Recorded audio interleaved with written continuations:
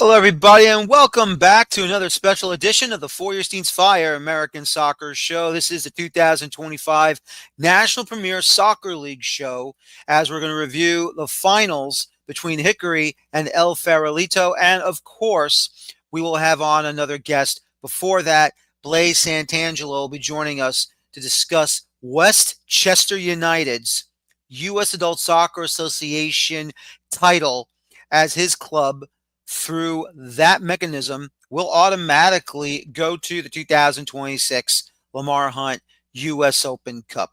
My name is Daniel Feuerstein. Thank you very much for joining me tonight, ladies and gentlemen. And you can, of course, join me live here on YouTube. And you can watch live as well on, if you're following me on Twitter, as well as Blue Sky at capital letter D, capital letter F, lowercase EUER, S as in Sam, TEIN.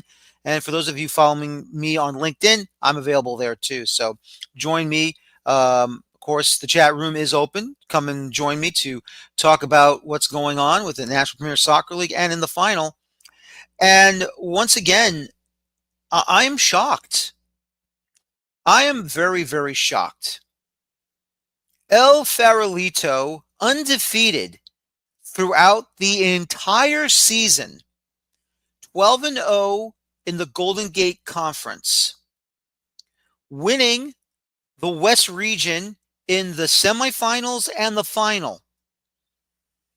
And all they had to do to win back-to-back championships was knock out Hickory FC. And unbelievable, Hickory coming out of nowhere and putting on a display. And they found a way to get the victory. They found the way to knock down El Farolito over at Kezar Stadium in San Francisco, California. An amazing accomplishment by Hickory FC, who has been just amazing to watch this season. Now, they had a very good year, but when you go on a playoff run like they did, and when they were able to go out and not only knock off the favorites in their region and winning their region final, they came into the final cross country from North Carolina all the way to San Francisco and pulled off an amazing and an unpredictable victory. Now, this doesn't mean that I didn't think Hickory had anything against El Farolito, but still, though, El Farolito is one of the most difficult clubs in the Western region and in the Golden Gate Conference. They have slayed giants in the Open Cup. They have made it as far as the third round, one year, the fourth round. They were, of course, an Open Cup champion under a different name. They find a way to come up big. They find a way to perform at the right time and get the biggest scalp in the NPSL. I watched that game and I was floored. And I'll be honest, when that opening goal came in the 30th minute, I was shocked. I was really shocked. And then, I don't know, something inside of me said, after Hickory got that opening goal, we might have an upset. Even though I knew El Farolito was going to equalize the match, I just had a funny feeling that what if Hickory comes out of nowhere and does the impossible? What if they come out of nowhere and they pull off probably one of the sets in National Premier Soccer League history? Well, they did that. They did that, They went through and they lifted the championship cup. Look, El Farolito, if, 9 times out of 10, I would not put it past them to win the trophy. And the season that they had to win the trophy was unreal. What I saw from El Farolito was a tremendous performance.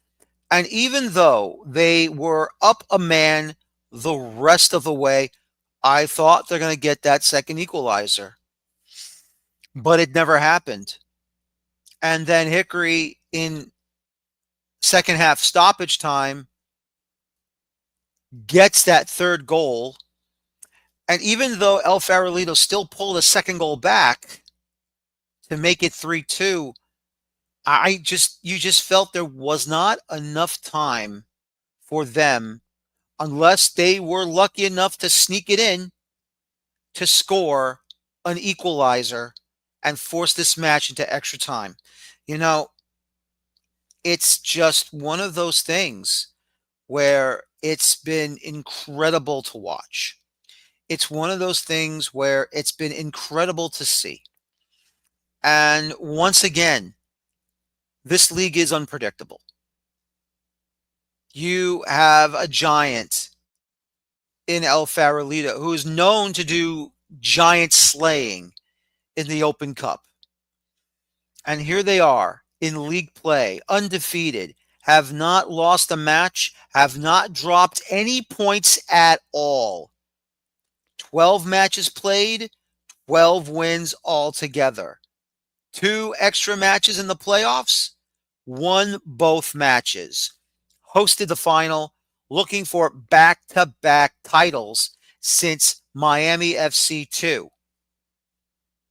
And unfortunately for them, they could not pull it off. They could not do the deed. And El Farolito falls at home. The most crucial match in the history of that club, outside of last year's final. This season, they get to the final. They do it in tremendous fashion. And unfortunately, they cannot secure the title again. There is 2026. And they're going to have to try and do that with a World Cup being played. You know, it really is something when you have these games in the National Premier Soccer League. You have these moments where you're thinking this thing is over, and it's not even before the first kick at the start of the opening whistle in this championship final. Everyone's thinking, I'm thinking, look, Hickory should be grateful to be there. And even though maybe some would not even give them a puncher's chance, the fans of Hickory have. They gave them, they believed in their club, they believed in their players, and they believed in their head coach. And all I can really say is that they pulled off a magical victory, a championship magical victory. They did. They really, really did. So all you can really say to Hickory is congratulations. You just killed a giant. You slayed a giant in the National Premier Soccer League.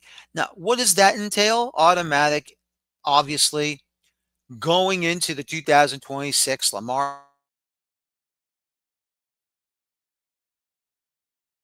to get that spot. And they were going to get 2 spots anyway, because El Farolito is still in the Open Cup for 2026 because of them going the furthest in the 2025 edition, which is still going on.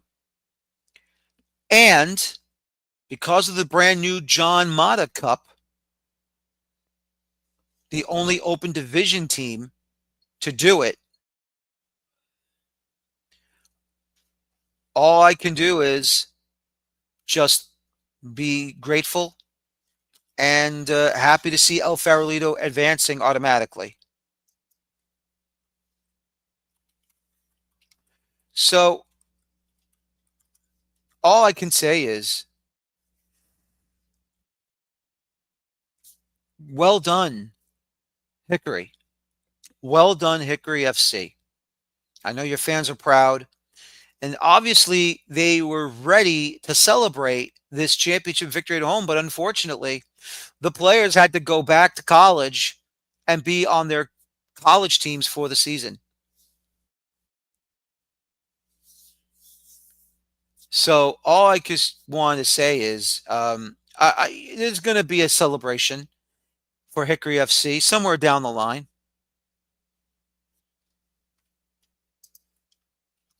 And hey, you know, hey, all I can say is this.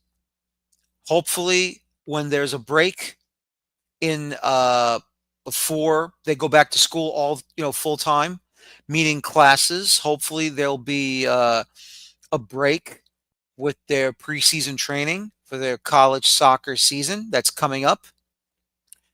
And hopefully, they'll return to Hickory and they'll celebrate in front of City Hall in their town, celebrate with the title, and give every fan in that town, the necessary applause that they deserve. They deserve the applause. They deserve to have it.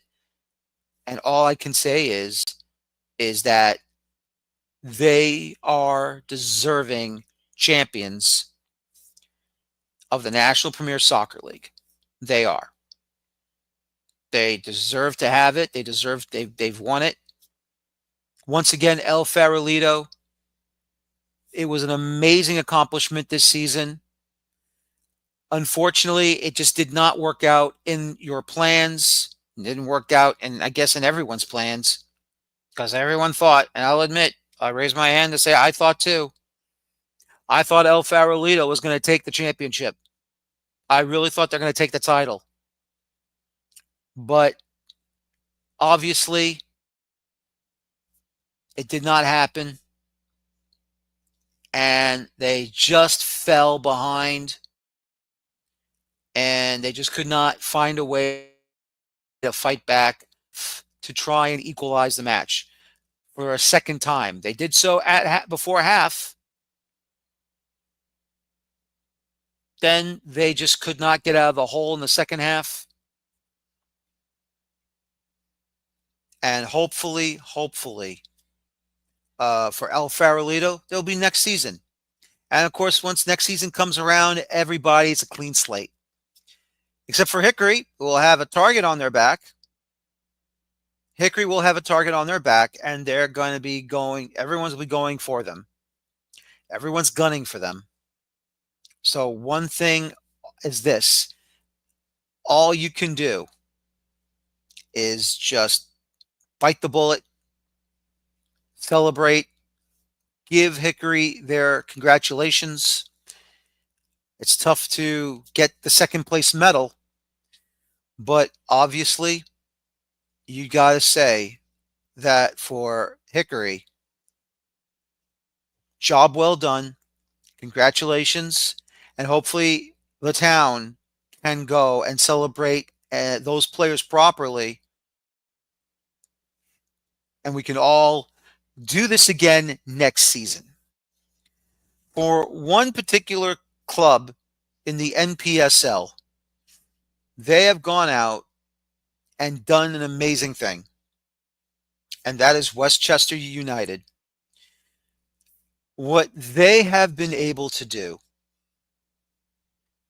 is go into these cup competitions. And of course, obviously it's the open division. You have your teams being allowed to perform in your open league or open league campaigns. And of course, the amateur level championships. Obviously, Westchester has a club in the National Premier Soccer League, and they also have their amateur club, which is basically the same club, I believe, but they're in a separate competition, and they went out and performed in the U.S. Adult Soccer Association Championship and won it, and are now in the 2026 Lamar Hunt U.S. Open Cup. So all I can say is, for Westchester United, congratulations to them. They did an amazing job getting to that platform, to that plateau, and now they have an automatic bid. And that means, once again, joining Hickory, joining El Farolito, and joining Westchester United will be clubs in the NPSL on where they've performed and how they finished. And of course, if you go to the cup.us, they will have everything written down for you so you can watch and read and talk about it and have some fun. Just amazing stuff, and cannot wait to see what's going to happen with the Lamar Hunt U.S. Open Cup for 2026. It is just amazing. So as we get ready for the show tonight, waiting for my first guest to join me. Once again, he owns, runs, coaches, does everything for Westchester United in Pennsylvania. Blaise Santangelo, the winner, trying to wait for him to join us tonight to talk about it. Because once again, this is unbelievable to see them advancing. And once again, it's just incredible that they have reached this monumental level. Once again, the four region finalists battle each other for 2 days after going through regional playoffs within your region. And Westchester United has always been one of those top sides, not just in the NPSL, but also in adult soccer in the Open Division, as they try to go and battle.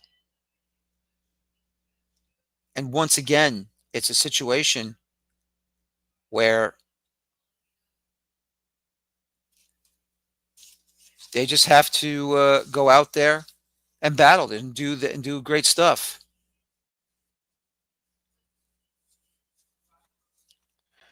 And you just want to talk about what they've done, the fruits of their labor. And let me just show you once again. I know I showed this to everybody on the regular show this past Monday with Jake Sillick from the cup.us. Let me just go ahead and show that to you right now. Now, once again, I from what I've heard and what I've read and I understood, but obviously it's incorrect with Flower City Union from Rochester joining the NPSL. But as you can see it right there, El Farolito, John Mata Cup winners, NPSL Hickory FC, they do have their spot now confirmed. And of course, with Westchester United, their spot confirmed for 2026 as a U.S. Adult Soccer Association Championship. And so, once again, this is huge news. This is big news. Because once again, Westchester United, they do perform in the Open Cup. They want to be a part of the Open Cup. I mean, everyone outside of the professional leagues, they want to be involved in the Open Cup. They want their opportunity to battle the big boys, not just of USL in League One Championship, but also MLS. This is a huge, huge moment. This is a huge moment. And they have to, and I really mean this, they really need to try and get on a great run here for 2026. Now, once again, the World Cup will be here next summer, and it's going to be a bit of a difficult climb depending on where the break will be. Just like everything else will be a break. But once again, it's a situation where Westchester United needs to really grab the bull by the horn, so to speak. Make a run. Be that amateur team that goes the furthest, just like what El Farolito did. And once again, it's just really, really wonderful when you have the Open Cup bid ready to go, ready to attack, and you want to go for it. So that's what it is, ladies and gentlemen. The Open Cup, the greatest tournament ever created in American soccer. It's just like the FA Cup in England. This is the true medal of what soccer clubs like to do to face the best of the best in this country. It is wonderful. It is fantastic. And all I can say is that Westchester United, they have always qualified for this tournament. Sometimes they just miss it by the final stage. But not this time. They are going to the Open Cup for 2026, just as El Farolito, just as Hickory. And then once we get all the spots available, ready to go, and don't forget, of course, UPSL is having their semifinals. And of course, this Sunday's the final. We'll find out who's going to grab that spring season champion for that Open Cup. But once again, we already have 3 clubs representing the National Premier Soccer League. Once again, it's going to be El Farolito, it's going to be Westchester United, and now it's going to be Hickory FC. So it's exciting. It's going to be great, and cannot wait.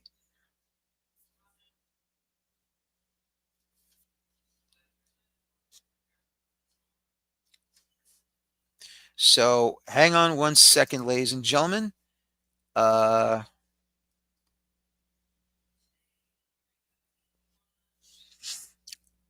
And yep, there we go. And so we're just having some technical issues, I understand. So just give me one moment. Not my doing, of course, but hang on one second.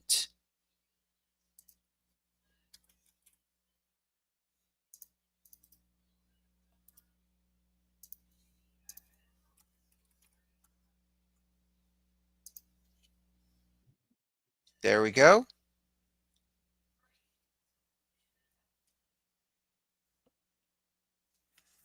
And hopefully, we'll have that fixed up in a jiffy.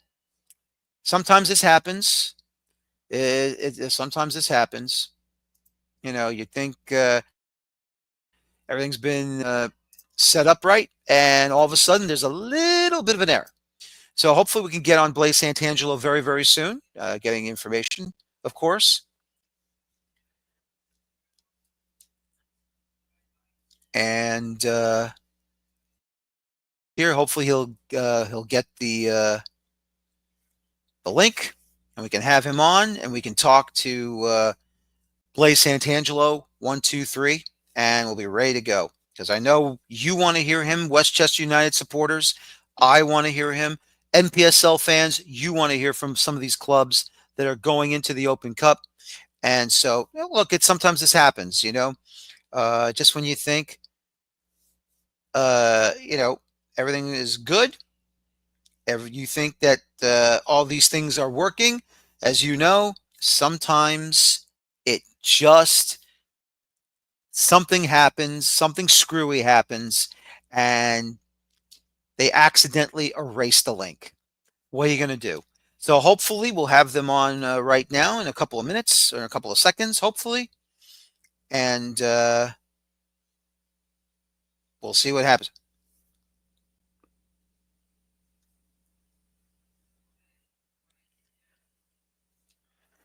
And so we'll see what happens, and we'll talk about it. And hopefully we'll have Mr. Santangelo on. So we'll see what happens. But if not, then we'll go with, if we're not able to get him, hopefully we'll have him on a little bit later tonight. because I wouldn't mind having him on later tonight.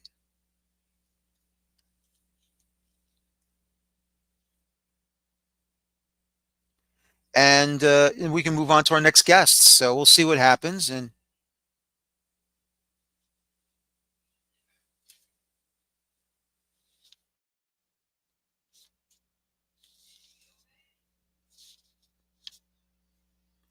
let's see if we can try another email if we can here. Hold on one second. So here we go. And we're going to send another email. So hopefully we'll get Blaise on. If not now, maybe later on in the show, because I want to have him on.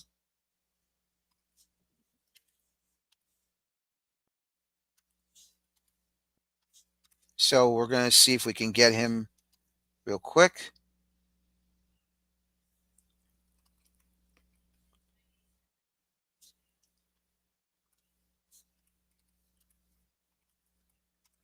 Because we want to get this guy on.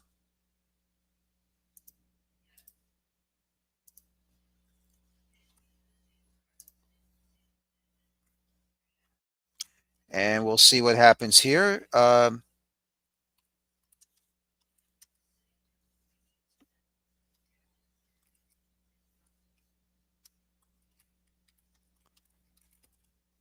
And there we go. So now we'll try that on.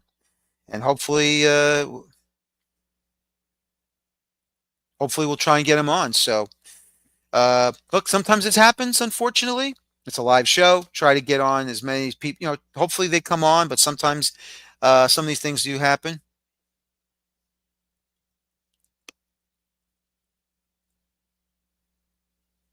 And we'll see what the situation will be. So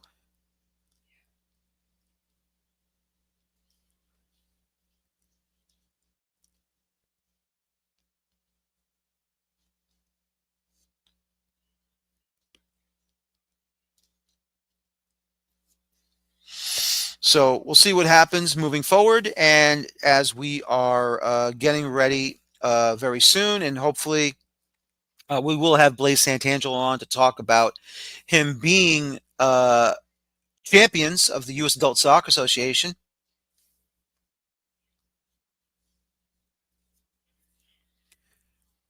So we'll see what happens there.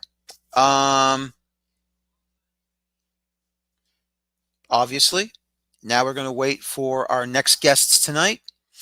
And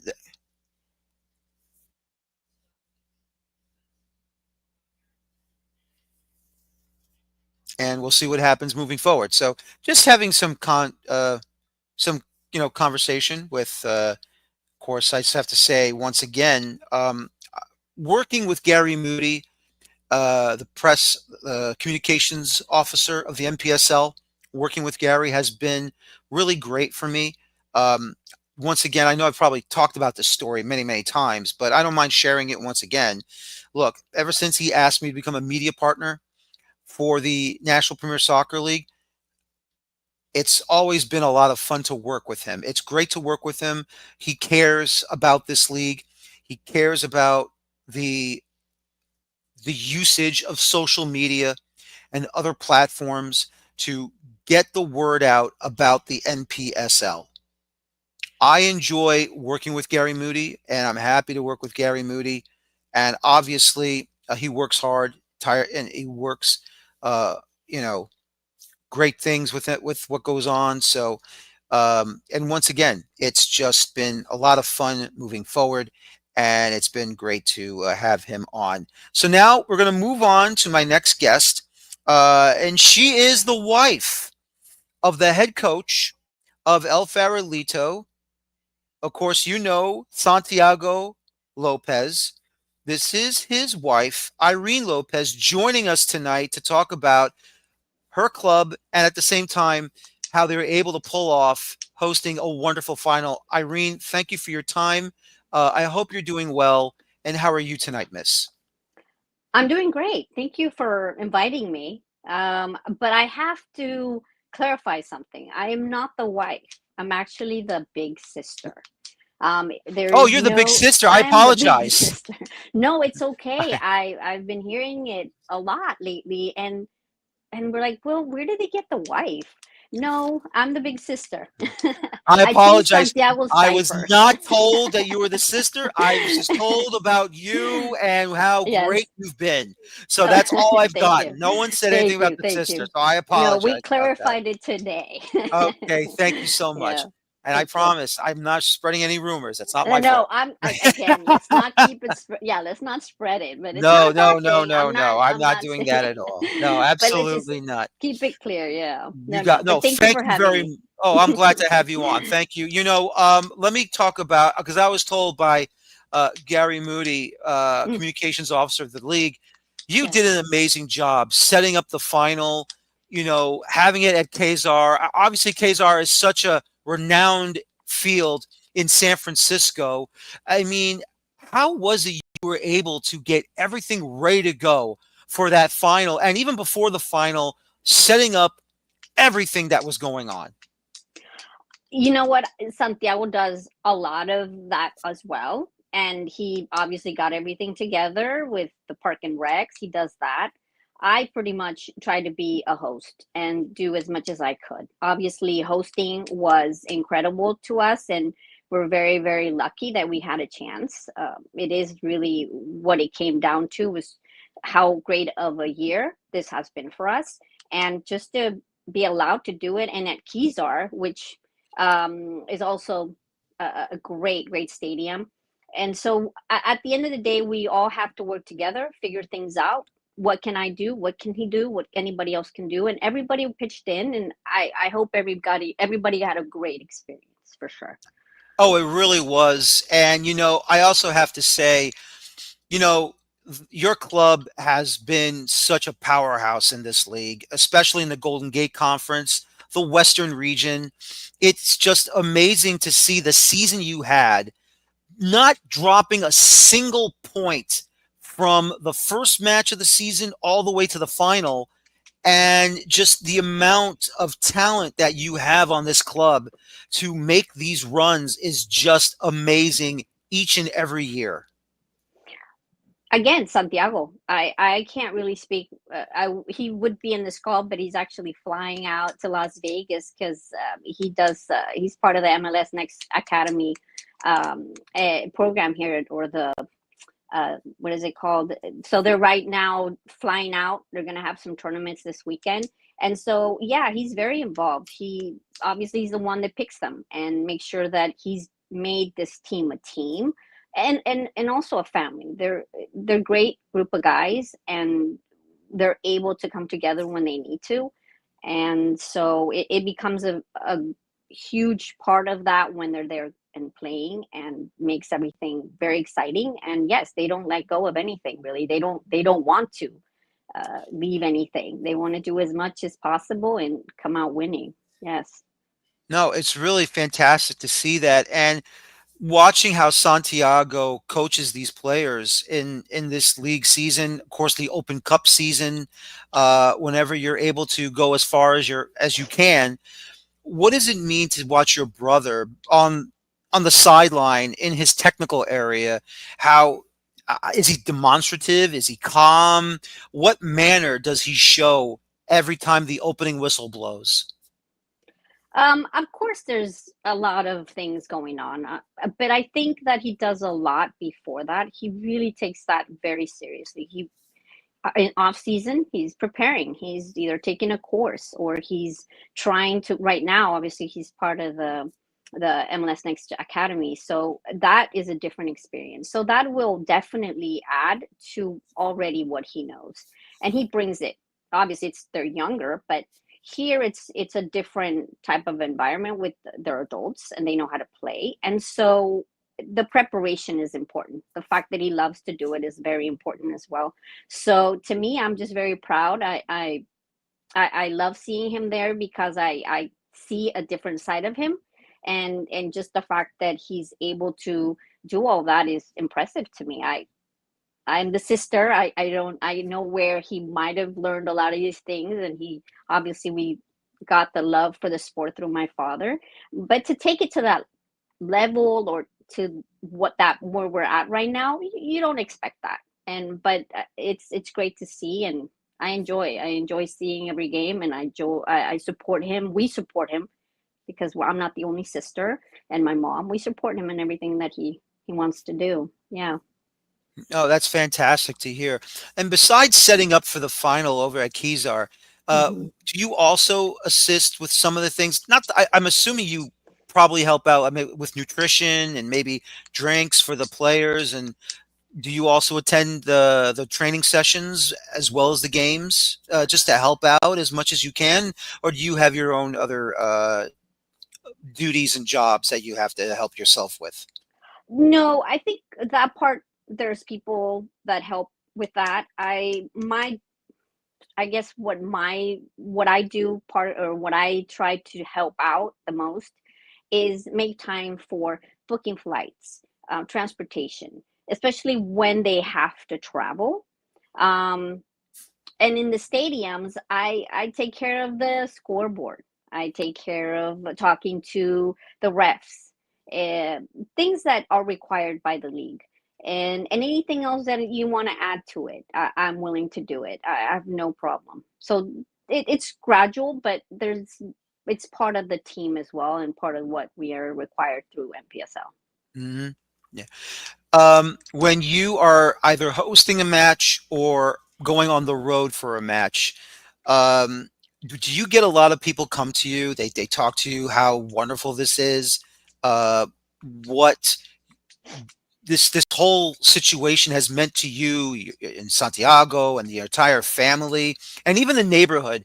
I mean, obviously you don't have a professional side, or technically the earthquakes are north of San Francisco, but still though, San Francisco proper does not have a real pro soccer side yet. Do you feel like you're carrying the flag for San Francisco? No, I don't think so. I mean, we're part of the history of football here, or soccer, and so I think we're just part of a lot of the other teams that are in the Bay Area as well. The roots are around, and there's a lot of teams that participate and are part of the Bay Area.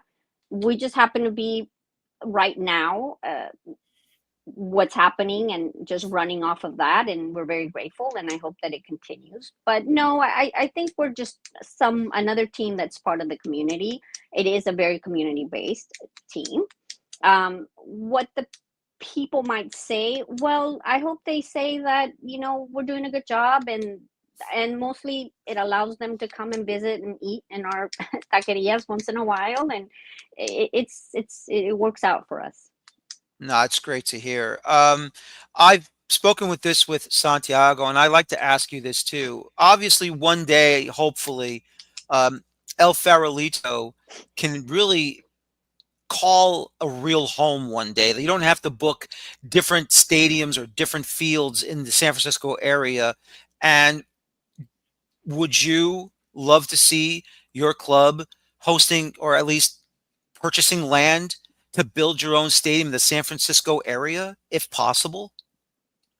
Yes, I would love that. We would love that for sure. It would be something that, not only for the team, but I think for the community as well, because there's a lack of space and accommodation for things like that. And my brother has also plans and to work with youth, and so why not? It would be ideal. But we are in the Bay Area. It's pretty expensive, and things get a little hard to do. But it's not out of our thought, and it might happen. And so if the opportunity comes, we might take it and do something. I hope it would be here in San Francisco. Yeah. Just out of curiosity, and of course, I like to dabble in Google Maps every once in a while because I like to see maybe certain teams can get a certain piece of land. Now, obviously, I don't know how much it costs in San Francisco, a piece of land or a foot of it, or however you want it. Uh-huh. But would you consider maybe, and this is just my opinion, obviously, Hmm. would you consider the section where Candlestick Park used to be? Because there looks like there might be available land, but then again, I don't know. But I like to think. implanted into your thoughts. Well, I guess I'll just take that and then I'll try to talk to a realtor and say, "Hey, is there anything available in that area?" Because just someone kind of got that idea. I mean, obviously, yes, maybe we could put more of an effort and start going to Google Maps and see what's empty. Um, but yeah, I guess it's just something that we really would have to look for and really want to get behind. And why not? Yeah, it could happen. It could happen. It could Yeah. happen. Hmm. Talking about one of the players, obviously Denbor Benson has been tremendous for the club for a very, Hmm. very long time. He came up huge in the penalty kick that made it 1-1 in the match. Yeah. How has he been for this club ever since coming over and just been at the right place at the right time whenever his number gets called? Exactly that. He is just really being there and making scoring the goal. I mean, finding he's always trying to look for that and he doesn't give up. And that's just pretty much the whole energy of the team. It's not about just one or two. It's let's do as much as we can. And so I think that he contributes to that and he obviously wants that and looks for that and the team wants to be around that. So I think not just him, but in general, every single guy there just are working very hard, and it was just great to see how much effort and they were not backing down, and that's just good to for me to see as a fan. I look at them more as a fan when I see them play, and just enjoy that they win. Very happy that they win. Yeah. No, So yeah. exactly, exactly. Obviously, there was a time where in the match, Hickory went down to 10 men. And even though you're down by a goal, I bet you were thinking you could probably get that second equalizer to at least, if possible, force extra time or maybe find a way to get that game winner. But when that happened, what was your thoughts at the time? Exactly that. We can do this. Come on. It's just we're just but you can see the time and you understand you don't lose faith and you don't but at the same time I was very happy to see that they didn't back down and they were always looking and looking and looking and it didn't work out for us this time and that's disappointing. But it was great to see that they didn't let it just slip away. Mhm. There was an effort there, so yeah, Yeah. very happy for the team and everything they've done. Absolutely. Obviously, NPSL off season, as you said, Santiago's already on a plane heading to Vegas for MLS Next tournaments. What's the plans for next season? Just get back on the horse and go straight into the battlefield and for another season, or are there other enhancements that we should be looking out for? Well, every season has to be better than the one that we passed. At least that's my personal opinion. And but I've seen that progress through the years and the seasons that come. So as long as we are getting better and but yes, we get right on that horse and looking forward for the US Open, which is the one that we start off and we're very, very nervous about and just overall very happy to be part of it. And so we look forward to qualifying each year for that. And so that sets our whole goal for the season as well. And maybe this time we get another chance and host again. And this time it turns different. It comes out a little different. But yeah, it's the same thing, but hopefully better. And working the same way, harder and just more consistent and without losing faith and determination for sure. Absolutely. I guess my last question for you is this: Rob Ryan and Ryan Reynolds and Rob McElhaney have the Welcome to Wrexham, and now they're going to do the Necaxa Hmm. docu series. Hmm. You want to hire them for a docu series on El Farolito or what? Well, I don't know if I'd want to hire them. I think it's a Langoria's there with the Necaxa, and again, it's a different way to see it, and I think it's great that they're investing in teams that not just Necaxa. I know they have teams in other divisions, and a lot of players do that all over the world, and they do that, and that's great. But I don't know. I don't know if they would be interested in this area per se. But if they are, why not? Let's sit down and talk. It would be great to see if we could get to that point. Why not? We're not close to anything really. Anything that we can manage or are willing to take on. It's great. It's a challenge, and we like challenges. So why not? That's great. Why not? Irene, thank you for your time. I really do appreciate it. Congratulations on a very good season once again for El Farolito. I wish you good luck next season, Thank you. especially in the Open Cup in 2026. Thank you again, and good luck to Santiago over in Vegas at MLS Next. No, thank you for having me. And yes, let's keep this going. Thank you so much. Thank you for your time. Thank Enjoyed you talking as to you. well. You have a Thank good you. evening. Bye bye. Irene, thank you. Good night. Irene Lopez, the big sister of Santiago Yes. Lopez. Thank you for Th- clarifying. No problem at all. Thank you. Have a good Thank you. night. All right. Once again, that's Irene Lopez from El Farolito. She did a great job, and it's just great to see that community happening over there. And they've done amazing things. You know who else did amazing things? Hickory FC. And once again, congratulations to them, deserving NPSL Cup champions from Hickory FC. Jonathan Rink now joining me tonight. Jonathan, welcome to the show. Good evening and congratulations, sir. What a final that was. Yeah, it was absolutely incredible. I appreciate you having me on. Still hasn't set in yet that the season's over and that we actually accomplished all the goals we set out at the beginning of the season. But here we are. I have to ask you this. Obviously, talking with the coaching staff, when did you believe that there was a shot to knock down El Farolito? Because let's be honest here, undefeated in the regular season, won both playoff games in the West Region and Golden Gate Conference, and they were the giant, the juggernaut you had to knock down. When did you feel that moment when it happened?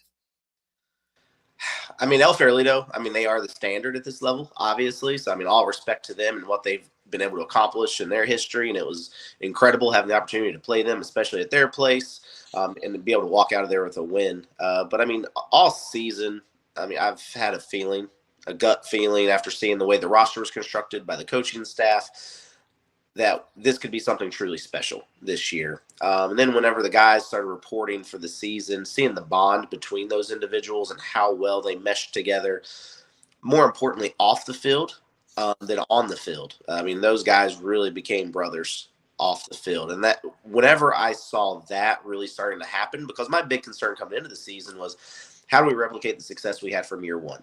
We won our conference last year in our first year of existence. That team was incredibly close. I was like, how are we going to recreate that closeness and that bond within the team that really propelled us to have the success we did last year? And these guys took it and run with it. And it was absolutely incredible to see the bond they forged off the field as much as they did on it. And then be able to backfill our roster. Obviously, most of our guys are active college players. So we knew that some of them were going to have to leave after the conference playoffs. And so being able to bring in guys that not only fit on the field with what we needed, but fit the personality of the team and what we were looking for and what we had lost after the conference playoffs. Being able to seamlessly transition those guys into the roster, this entire season, it just felt different from the very beginning. And all credit goes to the coaching staff and those guys for really forging something really special off the field. Absolutely. And of course, now we find out automatic bid to the 2026 US Open Cup. Obviously, that's a giant caveat for this club to be in that tournament. Now you'll be joining, hopefully, with Charlotte FC, other clubs like North Carolina FC, Charlotte Independence, going into that tournament, go into a big run. What's that for you and that club in your town? It's absolutely incredible to have the opportunity, having that kind of opportunity here in Hickory, North Carolina, just a small town most people have never heard of, having an opportunity to expose our community to that tournament and having an opportunity to even participate in that tournament and give this community a team that they can root for in that tournament, their hometown team. It means so much. to our club that we're being able to provide that opportunity to our community, because our community has given back so much to us in these first 2 years. We just want to keep providing them with memories. That's one of our key things that we like to tell everyone in our community. I mean, yes, we want to set out to win games, win championships, that nature. That is always, the goal on the field. But off the field, we realize that what we're doing, the memories that we're able to create for families that attend our games, the youth that attend our games, that stuff, the championships will last, but those memories that those families are creating, that to us is just as important as anything we do on the field. Oh, absolutely. It really is. And just for some of us that don't remember, the name of your town in North Carolina where you're playing in. Hickory, North Carolina. Okay. Just want to make sure I get that correctly. And Hickory is how far away from the next town or the big city in North Carolina? So we're about an hour northwest of Charlotte. So not too far. That's good. That's good to hear. So let's talk about this matchup real quick. Obviously, I have to tell you, Antonio Pineda, when he got that header in the 30th minute, I was like so surprised how wide open he was to head that ball in, and all of a sudden I said to myself, I think this game is on. I think it's game on right there. Yeah, and Tony came up clutch for us several times this season. And shout out to Tony. He is officially announced today. He signed his pro contract with Carolina Core here in North Carolina. So shout out to Tony. So proud of you.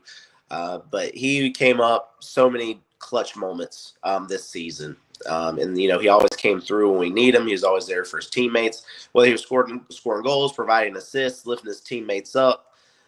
It was incredible to watch him play this year. And, it was great to see him get his goal in the final. He hasn't scored in the last couple of games, so I think Tony thought he was due one. And so it was great to actually see it come to fruition. Great individual off the field, excellent teammate, excellent representation of this club. Just exceptionally proud of him and happy for him for everything he got to achieve this year. And, really looking forward to following him in the future. Absolutely, and that's a great job from him getting in there. And of course, there was that penalty that El Farolito got about 7 minutes later. 7, 8 minutes later, and they equalized by Denbor Benson. And then the second half comes in. That's a big free kick by Pineda again, right over to Jeffrey Letini. Wow, what a shot! I don't know, as a flick header, or did he just get his boot up and deflected it in? It was just crazy how he scored it.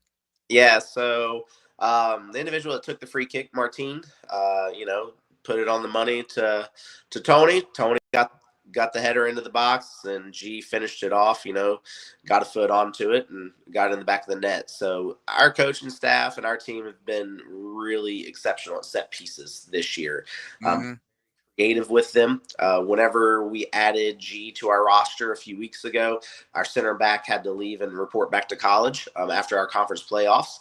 So G was able to come in these final few weeks for us and kind of help us fill that void. And having someone of his size, someone of his stature, created certain opportunities for us these last few weeks. And it was great to see him, get that goal. Ever since he's arrived a few weeks ago, the culture, he seamlessly fit in with the guys on and off the field, and it was great to see him.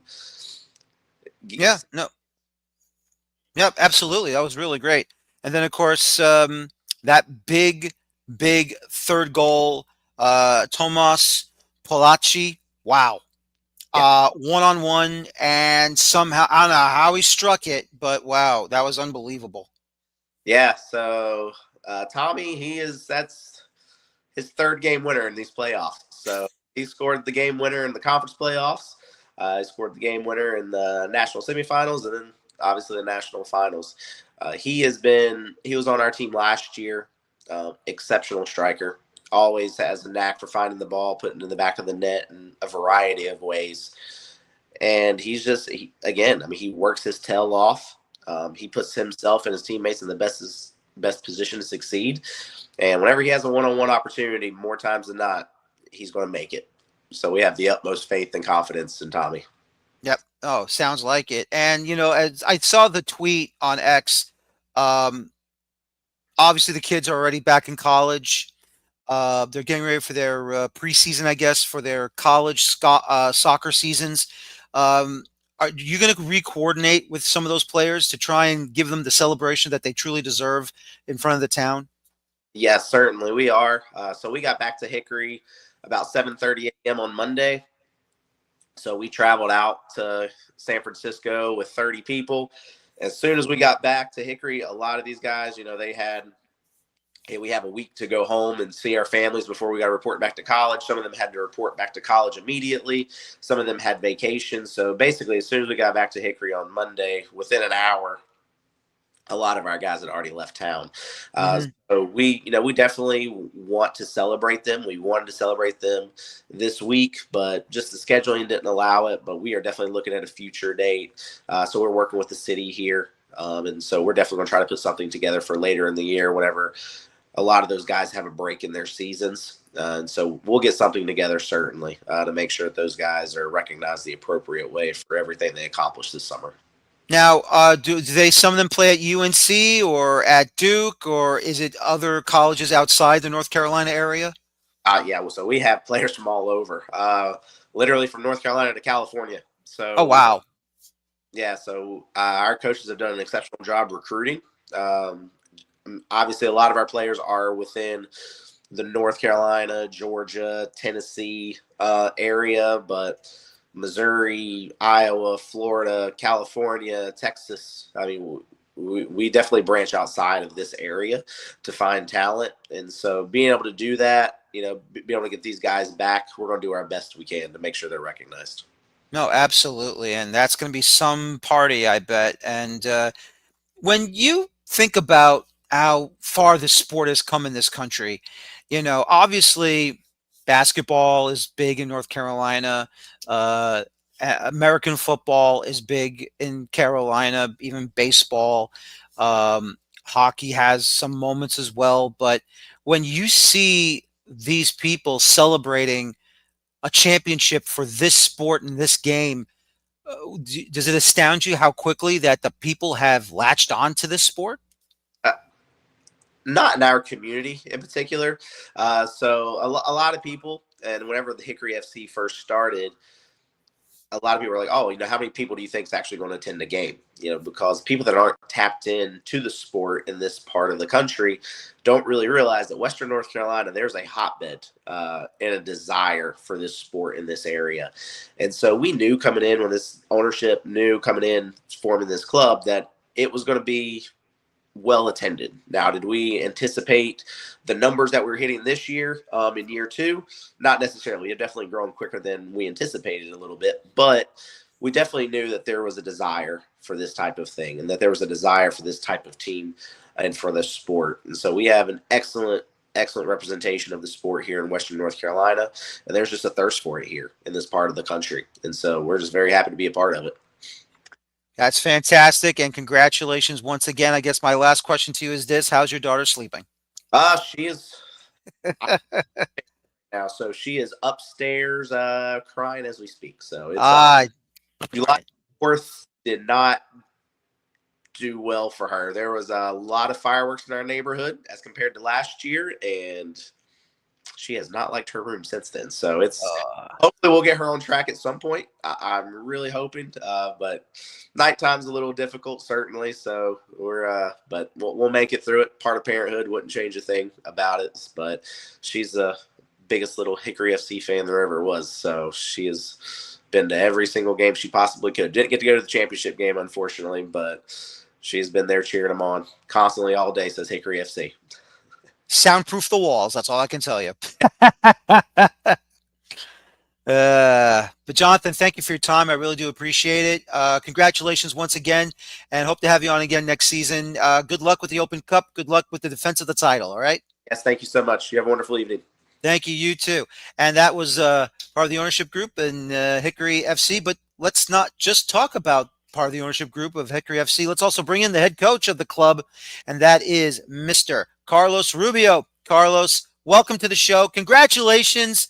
That must have been the biggest technical game plan you must have had for yourself and this club, the way that El Farolito was just a juggernaut this season. Yeah, first and foremost, thank you so much. You had a fantastic guest a few minutes ago with Jonathan Rink. I'm sure you enjoyed it. But thank you so much for the kind words. Obviously, it's been an incredible season. And to top it off with a national championship in San Francisco at Kisar Stadium against El Farolito, it was a perfect dream. When we, like you mentioned, obviously a fantastic team they are.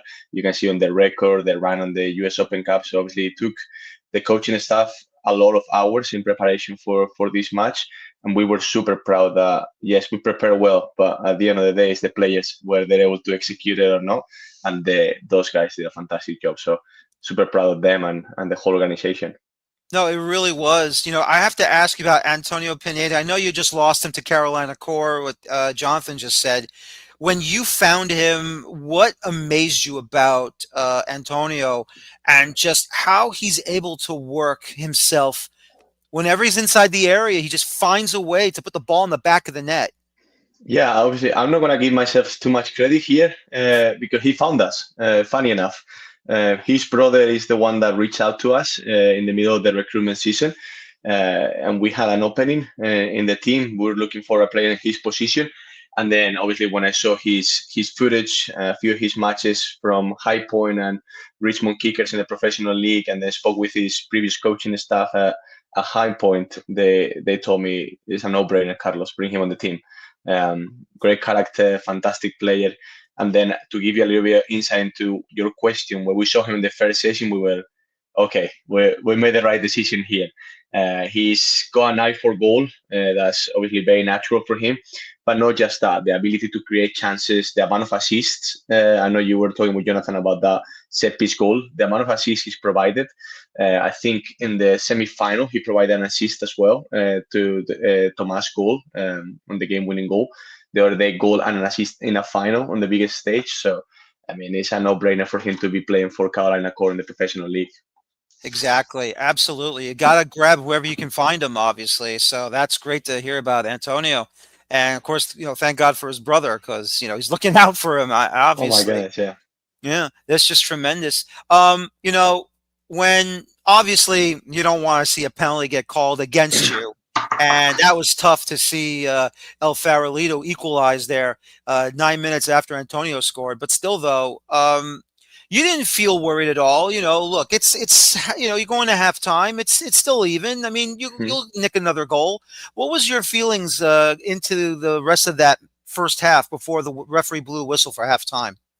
Yeah, when we during that first half, obviously, I think the game plan was starting to work out, and after 5 to 10 minutes, we thought, how is our team gonna react to this match, right? To a big game and a big final, first time for us being in that stage. So, how are we gonna react as a collective? And after those 5 10 minutes, we knew that the team was ready to play, and then they started executing the game plan fantastically. So, we scored, we got on top, but then the game got equalized for that penalty, but those are things that came a little bit against the run of play, in our opinion. So we knew that if we didn't let that take a lot of our mental preparation for the match, then we were going to be fine. So at halftime, it was just a couple adjustments tactically, but more so to keep the guys focused, knowing that they're doing the right things, that if they keep doing this way, we're going to continue to create chances and obviously nullify their strengths. So it was more of a keeping them focused, reminder of the game plan that it has worked, is working, and then finding tune in a couple of moments so we could hurt them a little bit more with players such as Tony. No, absolutely. That second goal though by Jeffroy, I can't even speak English right now. Letane. Yeah. That was a crazy goal. I don't know if it was off of his header or he lifted his right foot to just deflect it in, but somehow he just found a way to put it in the back of the net, and then he just goes crazy for the celebration. What is about him that makes him such a dangerous player for Hickory? Yeah, first and foremost, his height, obviously.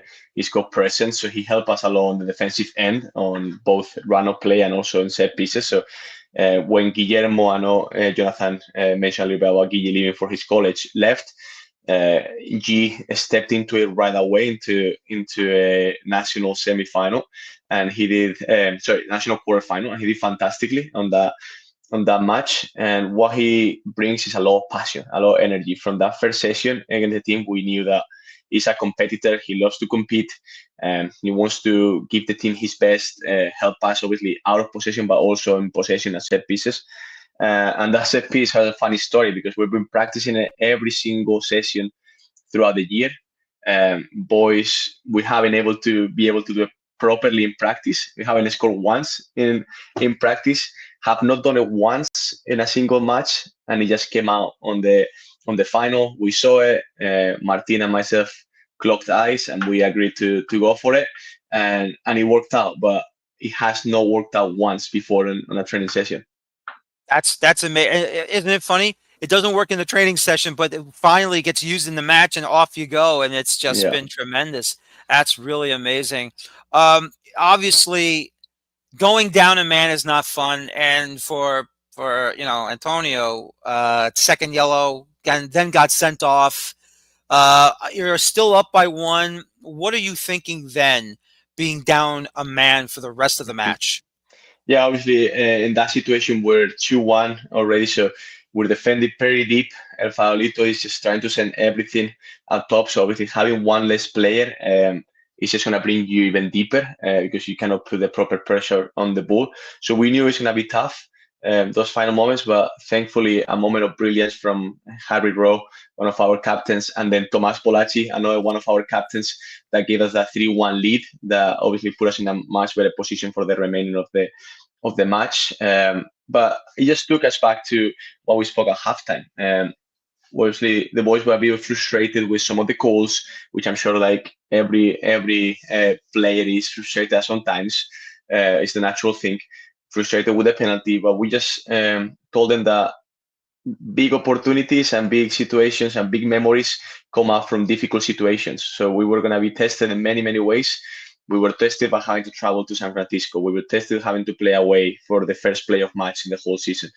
We've been tested in many ways, so they were ready for that moment. So we just told them, whatever comes out at you in the second half, embrace it, chest up, be brave, and head on. And obviously, you could see that when we were man down, the players didn't like sulk, didn't complain, get on with it, let's win a final.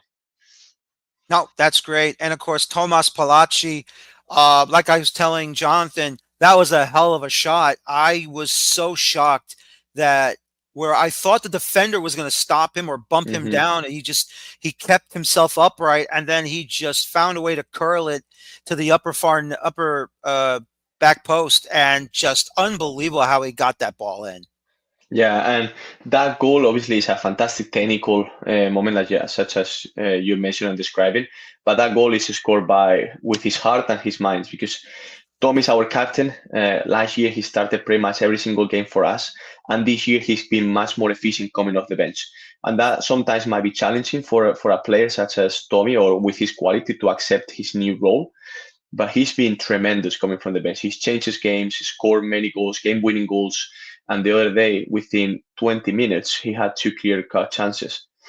And what makes his history a bit more incredible is that when he scored the goal in the semi-final, the third goal for us, he got taken out by the goalkeeper. And unfortunately, Tommy wasn't able to train at all that week. Oh, wow. He only trained the Friday, so the session prior to the match.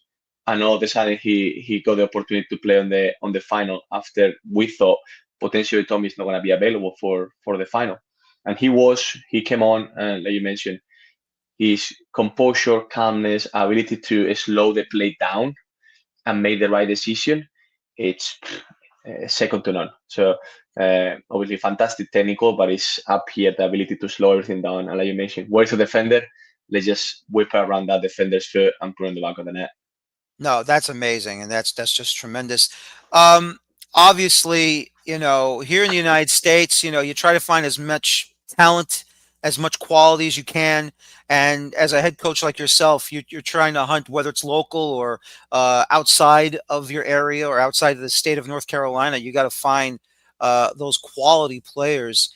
How amazing is it you found all this quality, and now it's all come together within just your second season that you win the championship of the league?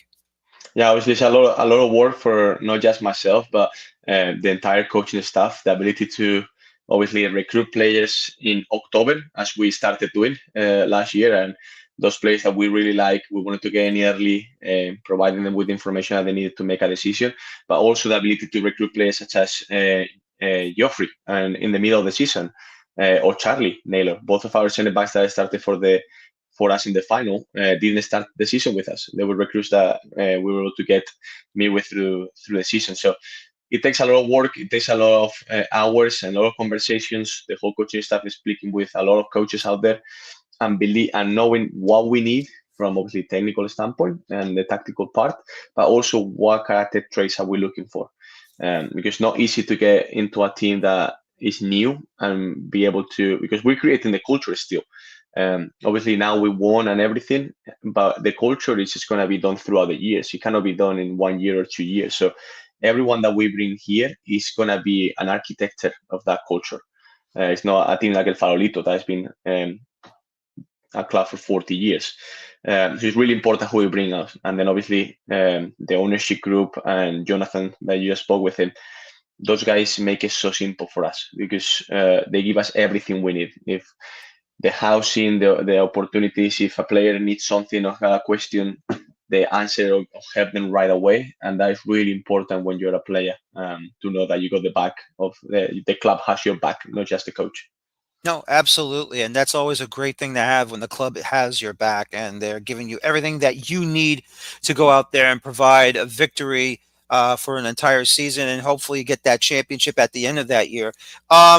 Did you get a chance to have a conversation with Santiago, not just before the match, but maybe the day or two before the final ever happened? Yeah, I was fortunate to meet with him the day prior. To the final, and we obviously had a great conversation with some members of the league in preparation for the match as well, that night prior to the match. And I have like 5 to 10 minutes with him, and obviously a fantastic coach, a lot of history within his club, and with his parents, his family, really rooted on that area and in San Francisco, and obviously on the club. So a fantastic story, great human being. For the little bit of interaction that I had with him before, during, and after the match, I listened to some of his interviews prior and after the match, and really kind human being, spoke really well about us, about his team, about his club. So obviously someone that hopefully in the future I keep connected with, keep seeing him. We keep playing each other at these stages, because obviously you always want to play the best every single year, and they're one of the best, if not up there. So we want to play them and meet Santiago a bit better.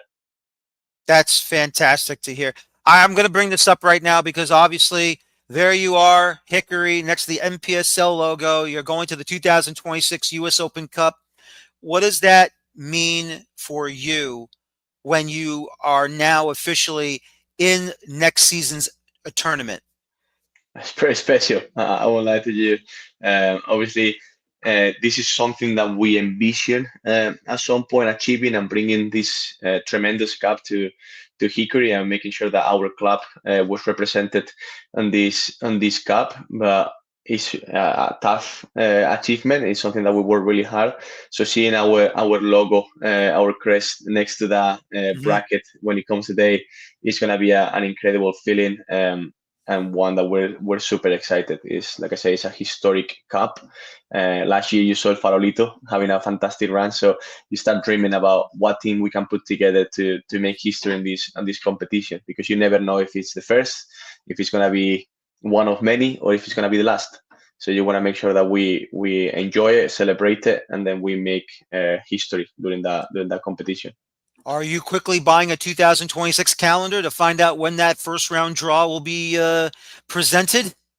Absolutely. As soon as we can, we want to know. So yeah, absolutely. We wanna put down the calendar as early as possible. When that happens, we'll circle it. We'll look at it every single day, so we make sure that we can start.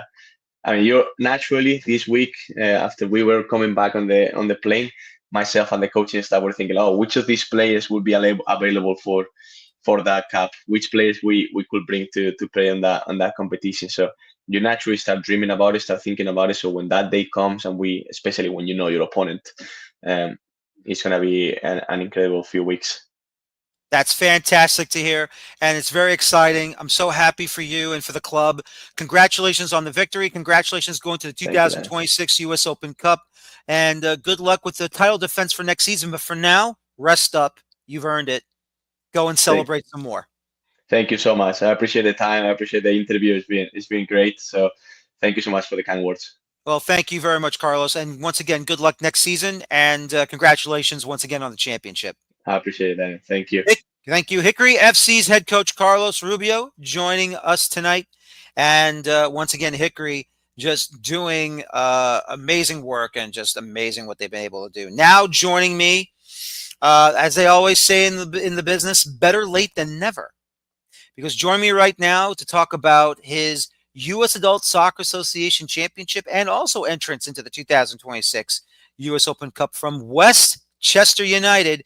Blaise Santangelo joining me tonight. And Blaise looking spiffy in his WCU outfit. How are you, Blaise? And congratulations on the championship, by the way.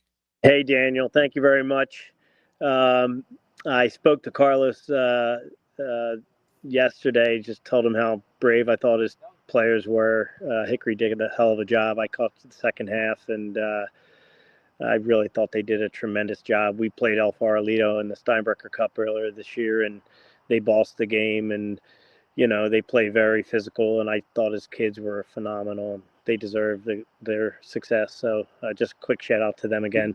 I do apologize for earlier. I had you teed up. I put you in my pocket. We had a tryout and a game against a college team going on. I went and sit in my car, and by the time I got there, it wasn't working. So I apologize. That's okay. Look, sometimes technology is a pain in the rear end. It happens. But look, I'm glad to have you on, and I was glad to send you the link again. And everything's okay. You're back. You're on with me tonight, and that's all that matters. But anyway, I want to put this up because I showed it to Carlos. I want to put this up right there, and there you are, Blaise, right there next to the U.S. Adult Soccer Association logo, right there, right there. Westchester United joining the 2026 Open Division bids of the Open Cup. Obviously, you've qualified for the Open Cup many, many times, but to do it through the U.S. Adult Soccer Association tournament, what does that mean for you and the club? Well, I mean, for us, this tournament literally started at the state level back in October. So we had to get 5 games in out of the state, and then we had to go to regional level in the spring, and then getting out of the region, beating the Pan Cyprians in the regional final. Last year's winner was a big deal. And, we were in this tournament and lost in the finals to Milwaukee Bavarians in 2018. So, it's been 7 years. We've been trying to get back there. And in our opinion, since this tournament has been going on for 101 years, this is like the holy grail, we believe, in amateur soccer. So, this was one that we wanted to have in our trophy case, and we're really proud of our run. No, absolutely. And, like I keep telling everyone, people always ask me, we always talk about El Farolito. We always talk about some of these other clubs in NPSL, but, who in the Northeast do I believe is a darn good club that could always make a big run in the Open Cup? And I always look at, not just El Farolito in the West, but I look at Westchester United, because you always bring it in the opening round. And even though sometimes, look, it's, as you know, it's Open Cup football. Crazy things happen with it. You never know, but definitely you guys bring it every single round. You bring it in the NPSL regular season. You're just one of those top-notch sides that I know that can bring a quality level match every single time you're on the pitch. So, this year we did really well in our full season play, fall and spring. And then in the summertime, we had close to 200 kids in for the summer, college and our guys that play all year round. And I mean, we have a huge program, and we won our division in the Mid-Atlantic in the USL2. And we, like I said, played at Steinbrecher Cup this summer. Then we also won our NPSL conference. And then we, had this trip to Milwaukee for this tournament. I got calls from all over the country. I mean, we had the talent to really make a run in any one of those tournaments, like the tournaments and the two national leagues. And I got calls from all over and said, look, you got to go get the U.S. Open Cup or the U.S. Amateur Cup. Like, teams from all of history have tried to get on that. So, we went down and played USL2 playoffs on a really hot day. And I think we played really well against our friends at Northern Virginia. We just couldn't put the ball in the net. We didn't have a deep bench on that day, but we had maneuvered players around because the next day we had to play an NPSL playoff game, and we lost to a really good Ristosi team. And so, we're like, wow, how many teams lose 2 playoff games in a weekend but still can go win a national championship the following week? So, we just kind of regrouped.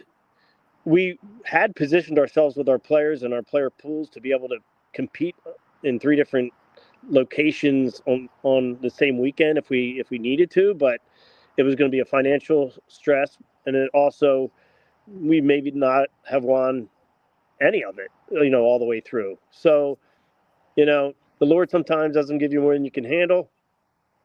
I think we did the right thing going after that cup, and I think it's a springboard. It's look, no team from Philly has won that trophy since 1974.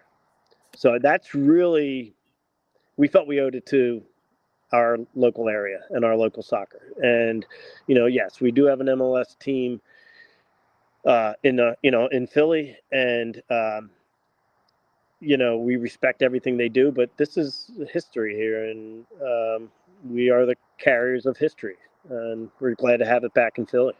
Absolutely. And listen, it doesn't have to be always the Union. Look, it could be you. It could be the Ukrainian Nationals. It could be any of the Philadelphia teams that are either in the amateur levels. Maybe you have a Pennsylvania team or a Philly team that represents the area, but in either USL leagues or like yourselves in USL League 2. Or there's another one in USL League 2. But still, though, why not Westchester United? Why not be the ones to say, hey, listen, we're going to win this U.S. Adult Soccer Championship.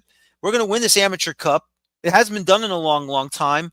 We're going to carry the flag, and that's all you've done, and you've been fantastic with it. Yeah. We look, we work hard. We're an all-volunteer crew that does the coaching, and we leave our families. The last 90 days, it's been crazy. I think at one point this summer in all our competitions, we had played, I don't know, in 22 days, we played 24 games. And just the kit service on that alone is ridiculous. So, we're proud of being an amateur club.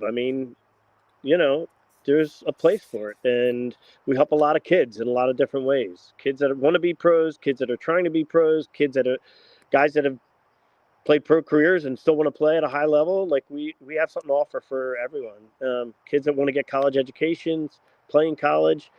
There were 2 kids on our trials tonight that could be going to college, and they're like, we can't afford to go to college right now, so we need a place to keep playing. And they're going to come in, they're going to play with some of our older guys, and they're going to grow as players. And if they decide they want to go to college next year, they'll be prepared for it. So, it's all good. And a bunch of quarters for the laundromats, right? Oh my goodness! Thank God, my laundromat uses a credit card. Oh, no. Which they should become sponsors for our team. That's for sure. That's what I'm talking about. Yeah. Free laundry service, and you don't have to pay a single cent. That's what they got to do. It's interesting. I put stuff out on social media, and some of the biggest responses I've ever gotten were just me on a Monday morning at 6 a.m. folding laundry and having all the kits, maybe 12 different kits washed, maybe not 12, but let's say 8. And they're laying on top, and I put it to music, and I get the best response because all the managers from all the other clubs are like, these kids had no idea what it takes to run a club. If they only knew, they just show up and they put their uniforms on. They have none of the backstory, So it's all good. Oh, absolutely. Do you sew all the stud holes in the shorts or in the socks and the shirts if it ever gets there? I mean, I went to Catholic school. My mom taught me how to press shirts, and she showed me how to put buttons on, so I know how to do all that stuff. Laundry. I mean, I I tell Ernst Tanner at the union all the time when I'm done retiring from my job, I'm going to be a professional kick guy, and then I think I have plenty of loads of laundry to be able to do that. I think the biggest problem now is every year it seems like we're trying to add another star to our kit. Now I got to take all these stars off and put all the new stars back on. That's a big pain in the butt, but it's I guess a necessary evil when you have success. And we're happy to be recognized across country. We're happy to be part of the U.S. Open Cup again for 2026. Winning that trophy is really awesome, and we're in history with people that you know. I mean, there wasn't pro soccer in this country for a long time. A lot of people built this sport back in the days, 80, 100 years ago, 50 years ago. I mean, 50 years ago, the Philadelphia Inter won it in 73 and 74. I mean, that's a long time ago. So It really is. it's we've had our name put in print with, Bethlehem Steel. We've had our name put in print with, in the same paragraph with, the Ukrainian nationals from the 60s, where my high school coach, Alex Eli, was considered the best player in the country. God rest his soul. And to be put in to be put in the same paragraph with those two names, I mean, it's pretty amazing. It's pretty amazing the run we've had in the last 10 years. No, it really is. And look, you have to take all the credit for this because you're bringing in a great work ethic for these kids. The structure's fantastic. And without a doubt, you're doing something great. And to be recognized and compared to those great names in the Philadelphia soccer area, I mean, just take the plaudits and just, keep going. And obviously more will come. And hopefully maybe you'll make a deep run in this Open Cup for 2026 and we'll see what happens, obviously. Yeah, Harry Shiropoulos, one of our coaches, he said to me, he goes, listen, we gotta get that figured out. He goes, we train all winter long, we bring the college kids in the winter, we get ramped up, we're giving it. He goes, we gotta figure it out this year. He goes, just get into we can't just get to the dance. We gotta beat somebody. Like, we played a really good Loudoun team. We hosted them at home, which by the way, I will say for David Applegate and US Open Cup, I love it that you're putting pro teams on the road. It actually helps build the sport, just like in other countries. Like, they're figuring things out, right? Let them get on the road. Let them go play at the smaller venues. Let it be something exciting, right? And we played a very good Loudoun team and ended 3-2, and it was a competitive game and a couple things here or there. I mean, heck, we actually played a very, very deep line and worked the counter, and we had a lot of success in that match. And their goalkeeper made some great saves, and I don't know. One of these days we're going to figure it out, I guess. One of these days we will figure it out. And hopefully, I got your email now. So what I'll do is this. I'm going to send you some of my articles I've written on Beyond the 90 about how to make the Open Cup better. So I'll send them to you. Awesome. You let me know what you think. And obviously, I love the Open Cup. I want this cup competition to really be something special. I think it's on the right track now with CBS Sports, but obviously we gotta see what happens each and every season. So we'll see what that is. But once again, though, Blaise, I have to say, your team has been tremendous on the East Coast. It's one of the best teams on the East Coast. Obviously, I probably also think FC Motown is also one of the better clubs in the East. Hartford has been pretty decent as well. There's a couple more out there that I think right now probably needs to be on your level. I'm not saying none of them are not on your level, but there's always something about your club that gets higher than some of the other clubs. I mean, I will say, being in the two national leagues and being the NPSL and being in the USL2, like, we have two NPSL teams in our program. Being in the USL2, doing well in those leagues every year, making long cup runs. Like, these are things that success breeds success, right? Like, if we lose a player because of and we're losing players to pro contracts, and we still are having success. So that's, I tell people all the time, it's like we're like a shark's mouth. If we lose a tooth, a new one comes up, and we don't miss a beat. And I would say that being successful in those two leagues and playing all year round, players just end up finding us. And Motown, we had controversy with them in the past. Christos, we had some recent controversy with. But Larry from Christos and Dan from Motown, like, I confide in those guys all the time. Mo from Northern Virginia. These guys are guys that I talk to all the time. And William, even from Lansdowne. Like, I talk to these guys all the time. And, Dan and I talked from Motown. We talked about what we were going to do. They had a really great USL2 season. And he was one of the guys that said, dude, you got to go get that cup. That's one of the big cups. You got to focus on that one of the three chances that we had. I really think that we could have gone really deep in the other two tournaments if we put all of our top talent in those competitions, but we picked the one we thought we needed to win for our area. Exactly. And I'm glad you did, because obviously, look, it's great to see El Farolito in the Open Cup, but it's also even better when Westchester United's in there too. And Blaise, as always, I appreciate your time. Thank you for rushing to get back on here and talk about this great achievement for the club. Good luck next season in the NPSL, and good luck next season with the Open Cup. Thank you once again. All right, Daniel. Be well. Thanks again. I will, and thank you. That's Blaise Santangelo, Westchester United, as they move on to the 2026 U.S. Open Cup. I want to thank my guests tonight.